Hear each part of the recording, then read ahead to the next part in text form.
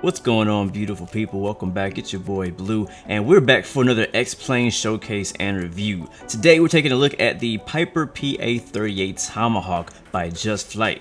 A two-seater light general aviation plane with a low-wing T-tail and fixed tricycle gear. Originally designed for flight training, touring, and flying circles over your ex-girlfriend's house. I mean, personal use. They produced over 2,400 of these between 1978 and 1982. Has a service ceiling of 13,000 feet, cruise speed of 100 knots, stall speed about 49 knots in landing configuration, and a range of 468 nautical miles. This is the Tomahawk, also known as the Trauma Hawk, because it's known for its higher than usual stall spin accident rate, which we'll be giving a try today. We're sitting here on the ramp at PA-38, Pleasant Valley, Arizona, about 20 miles northwest of downtown Phoenix.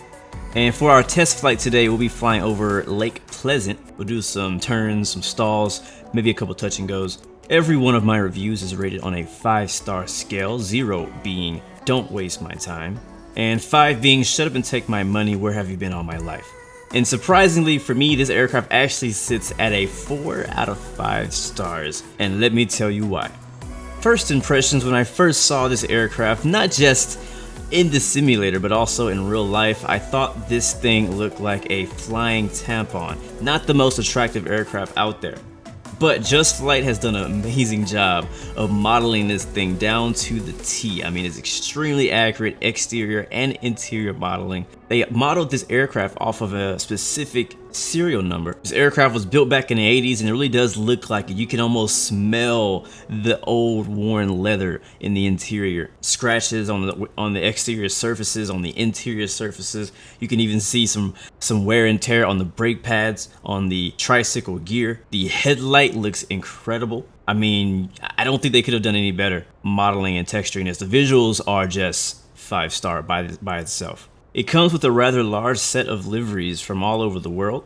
It's really good on frames, very smooth surface animations, excellent use of PBR and bump mapping. Again, it may not be my favorite looking aircraft, but they did a great job of accurately modeling it. Also, it comes with JustFlight's usual pop-ups that they have. So when you go to the arrow on the left, you'll see a big white box come up, and you can open and close doors. You could also do that from a click spot from the inside of the aircraft as well. You can check your oil pressure and fuel balance. You can go to the weight and balance to change up how much fuel you have in each tank, how much each person weighs. You can also say there's nobody in there, you know what I mean, how much you have in the bag, all that good stuff. You can add and remove the chocks. That's always helpful. And it also has a little tow bar, so if you need to tow your aircraft, you can do that. You can also do the interactive checklist, and that takes you through each stage of flight to help you get the aircraft started from startup to shutdown. And if you're not the kind of person who likes starting from cold and dark, you can also just hit the little electric button. I believe that will start the aircraft up instantly. Move it into the cockpit now, and once again, just excellent modeling and texturing and visual work here inside of the aircraft. I mean, every time I get in here, it's just honestly for me it makes up for, like, I'm not a fan of how the aircraft looks on the outside just as an aircraft design. Not JustFlight's fault, that's just how it looks in real life. But when you get into the cockpit, I don't mind at all how the cockpit works. It's completely steam mostly, except for the radios. There's no autopilot. It does work with a Reality XP GT and 750. If you have that plug-in, that will work perfectly here. But again, there's no actual autopilot, so you just have to trim the aircraft out. And the seats look amazing. I'm pretty sure I saw some gum in between the seats earlier. Maybe I'm tripping. This aircraft has the bubble cockpit design, so you have really good visibility, all 360 degrees. I mean, you can see really well. I definitely see why this is such a popular training aircraft. All right, well, let's get this thing started because the sounds are incredible. We'll shut the door, open the window, we'll hide the yoke, make sure our parking brake is set. And before I forget, we actually do need fuel, so let's go to the weight and balance screen here. It's going to be just us by ourselves. I'm a pretty small person. I think I just weighed myself a couple days ago at the gym. I'm about 135 is how much I weigh. And we're going to put about 20 At 20 pounds on each side, so not too much fuel. Gonna be a very, very short flight. Let's get started. We'll start with turning on the master power. Checking fuel quantity, looks good.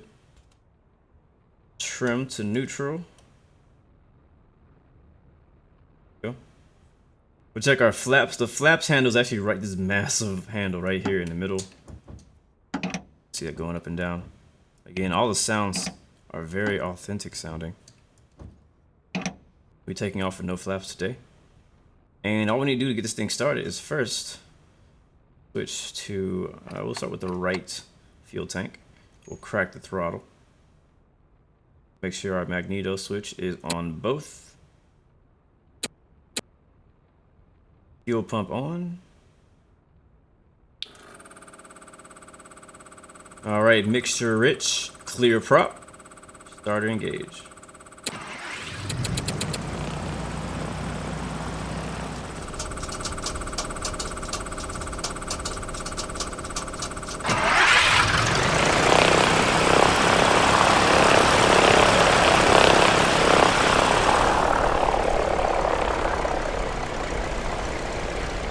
Oil pressure check. Throttle 800 RPM.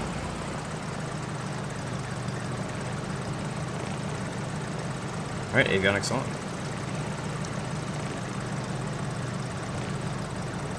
Get a transponder, switch to the standby. And we'll switch to Unicom 1229. That's going to be Unicom here in Pleasant Valley.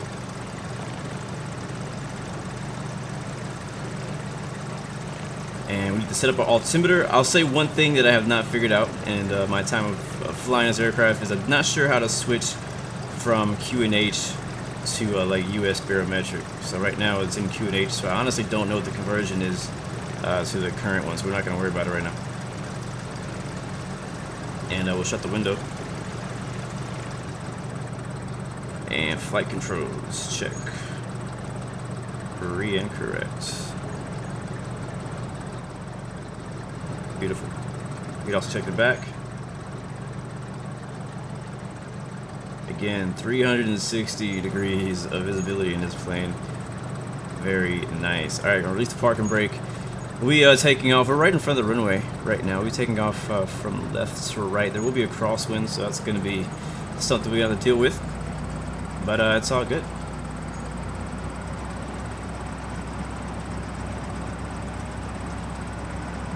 Pleasant Valley is a very small little airport. I believe they have a pretty strong glider community out here. I think this airport might be closed down now in real life, but this is one of our FBOs on FS Economy, and so I went ahead and made us some custom scenery for it to make it a little bit more fun. Look at that windsock.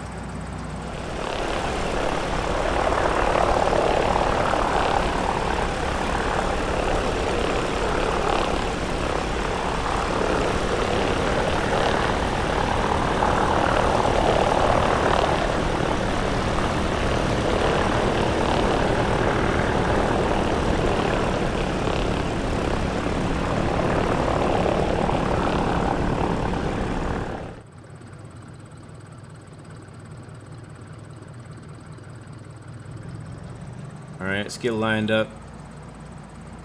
Landing lights are on. And the collision lights are on. Pitot heat is on. Fuel pump is on for takeoff. We have a crosswind left to right. Kind of correct a little bit for that if we possibly can. And power.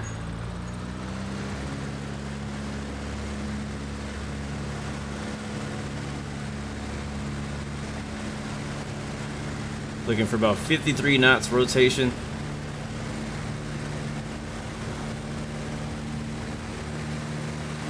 Nicely done. And we're airborne. Positive climb.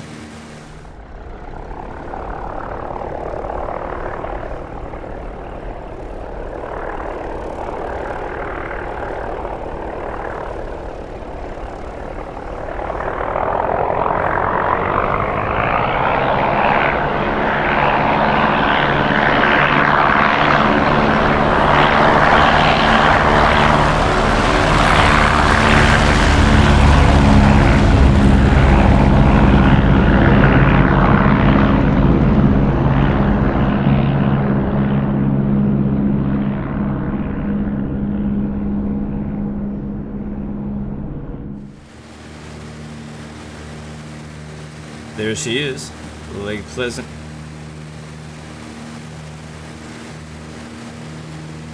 And we're at about, it says 3,000 feet, but again, our QNH or altimeter may be wrong.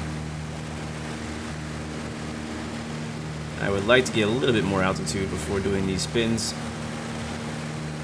because if things go wrong, I could lose a lot of altitude and we could die. I also want to get away from these mountains before I do it.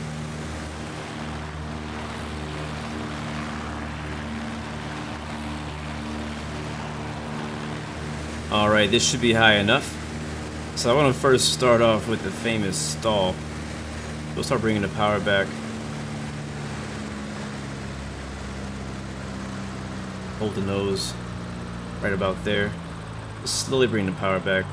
Not super aggressive. Here's a stall horn.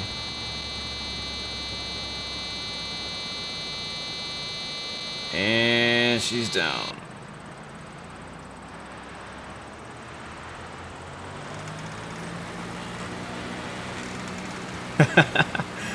Man, I kind of thought it was gonna be more aggressive than that. Like, that was kind of a weak. You know what I mean? Like, I kind of thought it'd be more aggressive when we stalled it. I saw a video online of somebody doing these stalls in real life, and it looked intense. Like, I was getting nauseous just watching it. All right, we're gonna try it again. It was very easy to recover though. Alright, here we go. We're at, what's that, 4,000 feet. Let's see how much altitude we lose. Alright, slowly bring the power back.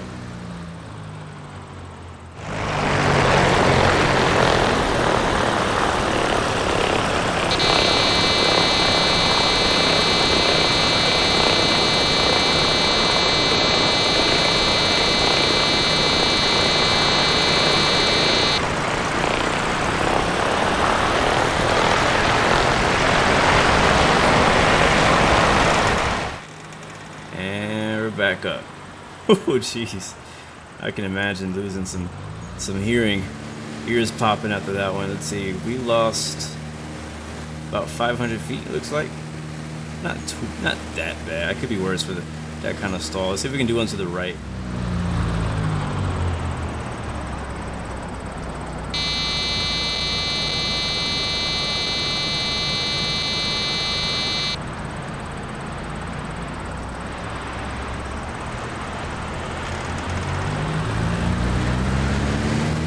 Easy. Not bad. Well, those were stalls. Again, I don't know, I guess I was expecting it to be a bit more difficult to recover and a bit more aggressive. So you can let me know what you guys think, if any of you guys have ever flown one of these in real life or done these types of stalls before. But I'm going to go ahead and head back away from Lake Pleasant.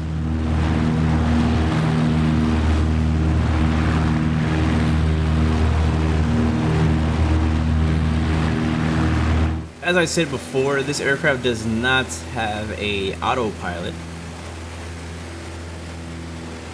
so it's really important to trim out the aircraft the best you can. It's a lot more difficult when the weather is really bumpy. I've been flying through some really bad weather this week, and it's been kind of challenging getting the aircraft trimmed out just as I want it. But once you get it trimmed out like you for straight and level, it flies pretty darn smooth. What we can do though is we can go ahead and tune into a VOR and use a VOR to navigate. We'll use the Phoenix, which is I think it's the closest VOR to us right now, which is on 1156. And to get there, you need to go ahead and click on Nav right here and scroll to 1156, and then switch it over. And you can switch back to COM, and it'll stay there just like that. Perfect. And I didn't have it trimmed out, so that's why we're kind of leaning to the left. And what we can do is go here to our, what is called an OBS. Give some power here. Go to our OBS and just kind of scroll this. I'll scroll this until that centers. And we need to make a heading of 130, so that's a right turn. And again, it's not a tutorial on how to do VOR navigation, but If you understand, you understand. If you don't, definitely look online. Doing VOR navigation is pretty fun. It's something you definitely need to learn if you're interested in seriously flying in real life. But one thing I gotta say about I really have enjoyed this plane. I think I like it because personally I'm a kind of person who is looking forward to doing my own flight training, and planes like this force you to really practice real life procedures and things that actually matter in real life, you know, other than just flying the magenta line, as they like to call it. So we're flying towards the Phoenix VOR, trying to slowly trim the aircraft out as best as I can, but really not going far. We're just going to fly back over to Pleasant Valley and do some touch and goes. And there she is, just below us. Very rugged looking airport again. But the default version of this airport is like one tiny like dirt, like I think it's like one tiny, you know, pavement strip. It just looks like crap. So I had to customize it. Alright, we are on a right downwind for the dirt runway. Gonna fly over this little power plant to get there. Alright, flaps down, notch 1. Alright, coming in for our touch and go.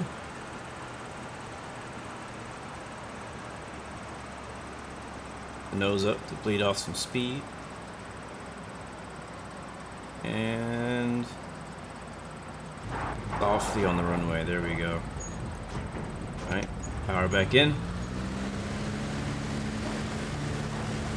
Yeah, I know it may not look like a runway, but this is a runway. Alright, well, let's go up. This is going to put us on a crosswind leg for the other crossing runway, which is where we'll be landing.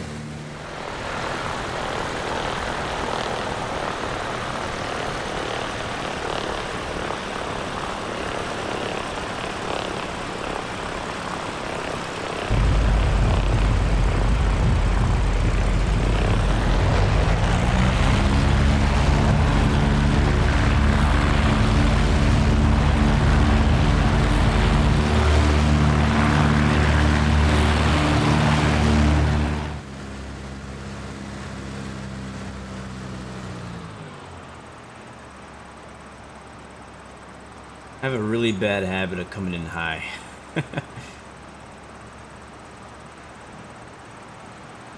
Alright, we do have a crosswind on this runway.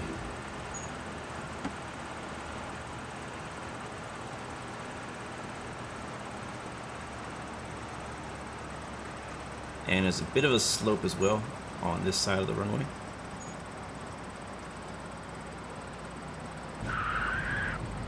Very soft, very nice. Alright, for another one.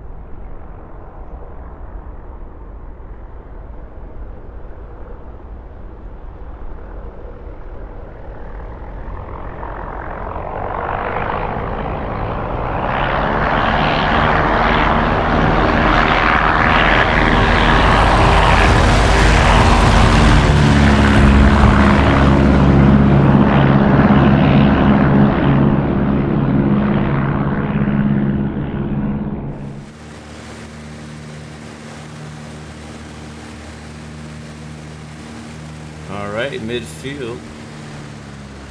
Full stop, Pleasant Valley.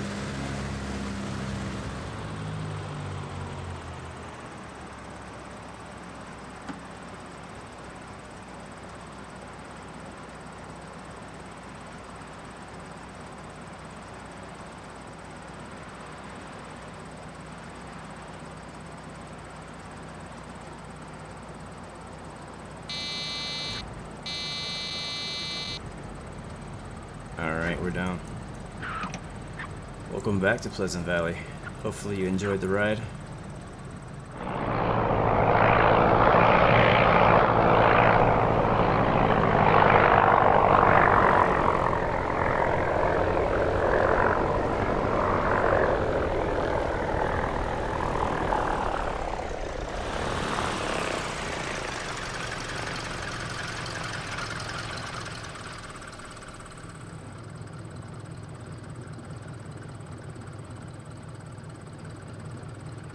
Alright, engine off.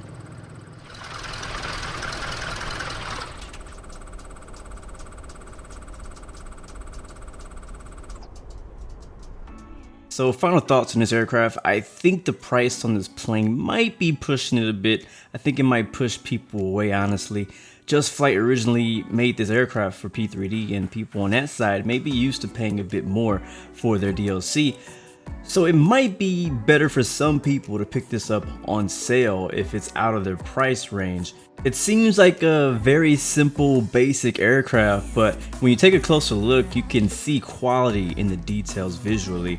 But this Tomahawk is definitely not just eye candy. Even with no autopilot, the radios, navigation equipment, and steam gauges get you where you need to go. Was expecting the flight characteristic to be a bit different on this plane, particularly in the stall spin, but it does fly and land smoothly. Sounds are almost perfect, and overall, in my opinion, this plane absolutely deserves a 4 out of 5 stars. This is a great aircraft, and I absolutely recommend it.